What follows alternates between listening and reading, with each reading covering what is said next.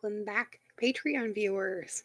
This is Majik Ministries, and I am here with episode number 8 in our Magic Morning series. So I put out the announcement today on YouTube. We are going to be exclusively live streaming via Patreon only from now on, except for our Sunday Soulcast. So let's do a quick recap on the cards that I picked for today. Today I did something fun and I just drew one card out of every deck except for the Esther Hicks deck, which I saved for you guys here on Patreon. So we're going to go through each of those first, and then I'm going to draw some special cards for you guys here on Patreon. Today's message was pretty good. From the Love and Relationships Affirmators deck, we got Benefit of the Doubt.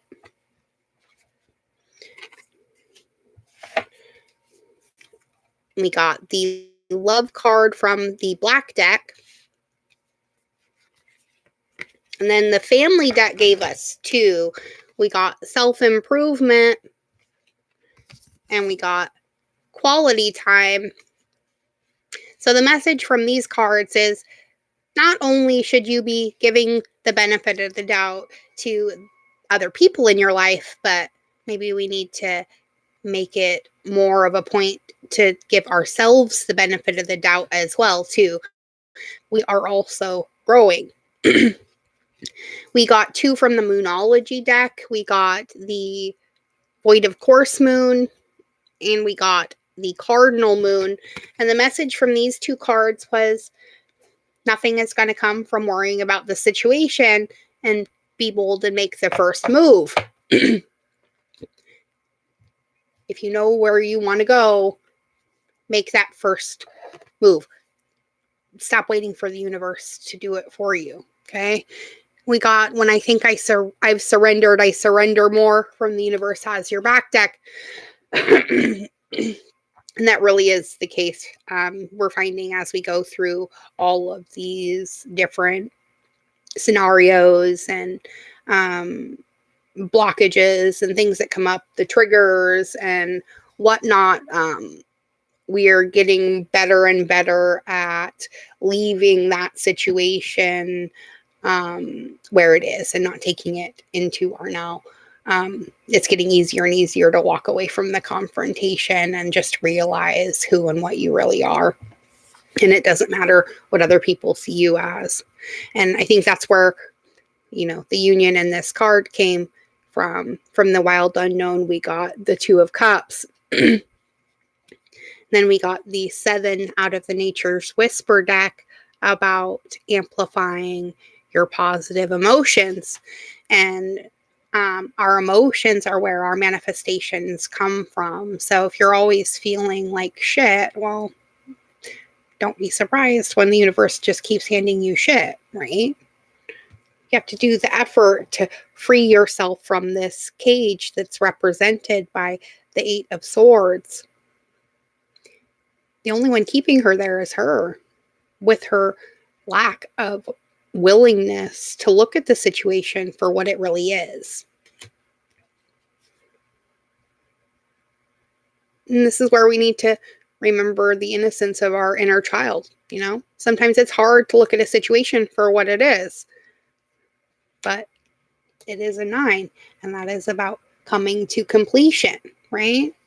And we get the 4 of Cups card, because otherwise we get stuck in this feeling of lack, and that's not where we want to be anymore.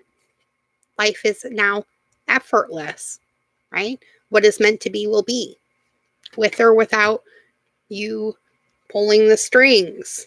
Instead, focus on what it is that you're creating, right? We get the 8 of Coins. In passion, I passionately accept and love myself and what I'm doing with my life. And that's how we're going to celebrate this, right? 3 Pentacles.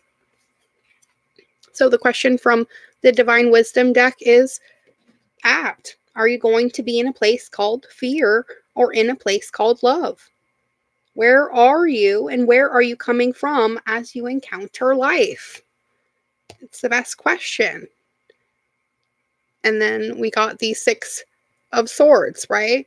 And I love to look at this as a doorway rather than a wall. Push it open. The only thing stopping you is fear. Your own fear. The divine is trying to give you a gift. The knowledge that you are enough. Exactly as you are. And take shelter in that, right? The answers are within you. Let the sun shine. It is trying to give you some healing, right? So let's look this card up. It's number 18, so also another 9 showing up. So we get the rune of healing, rejuvenation, recreation, play, and radiance. When you draw this rune, you know the time has come to be healed. Not healing as in forgetting or in letting go, but in accepting, opening, changing, and growing. An integration of difficult changes you may have experienced in life. Healing may be physical, it may be emotional, it may be spiritual, and it may be relational. Consider in which ways you need healing and rejuvenation. In interpersonal relationships, physical health, emotional well-being, mental health, in your relationship with yourself, in your relationship with your body, and with the earth itself. Healing is both possible in all there is and available through all there is. Healing comes in sharing silences and sharing stories and in sharing songs. Healing comes in creation, in offering to others, in opening your heart to a circle of women, in silence with another, in connection with your partner. It's also found in being playful and laughing together. This rune also reminds us that trying again is always worthwhile. So draw upon the resources of the earth. Draw upon the resources of your sisters. And draw upon the resources of your own heart. In quiet spaces and laughing faces, you will be healed. Right? Because in your sense of tribe, you find your sense of belonging. And in your sense of belonging, you remember that you're worth it. All of it. No matter how crazy it looks. Let's see what Esther has to add to this.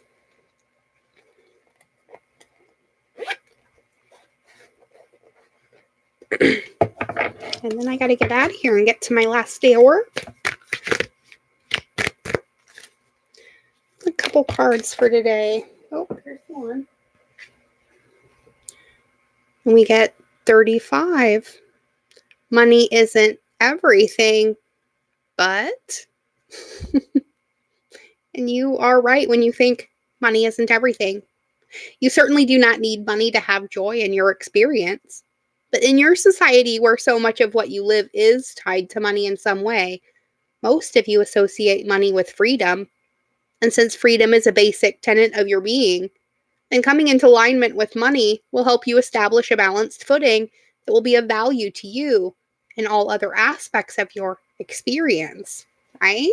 Oh, I like that. Let's get another one.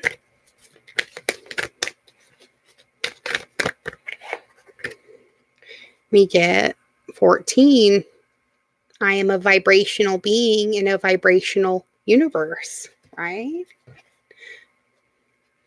And what was the card saying about it being effortless and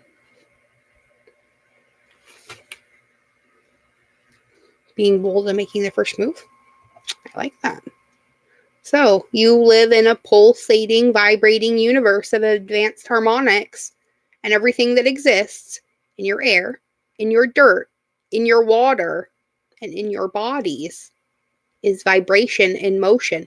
And all of it is managed by the powerful law of attraction.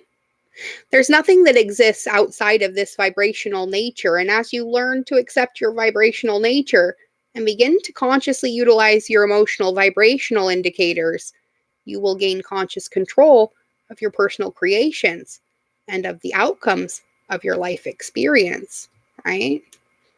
Go within or go without. One more. And we get the 28. I am developing the skill to direct my thoughts. Ooh, I like that. So today, the most valuable skill or talent that you could ever develop is that of directing your thoughts toward what you want.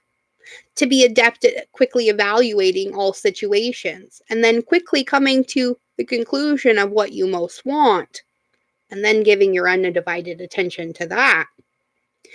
There's a tremendous skill in deliberately directing your own thoughts that will yield results that cannot be compared with the results that mere action can provide. So if you work on being what it is you want to be, you may find the doing part comes effortlessly, right? I think that's a great message to leave today on. And I will see you tomorrow for our Sunday Soulcast, which will be live on YouTube. And then I will post it again to hear publicly. But I hope this message finds all of you well and that you are having the very best Saturday. Be good. Be good to yourselves. But most of all, be good to each other. It's working. I love you all beyond measure, and I'll see you tomorrow.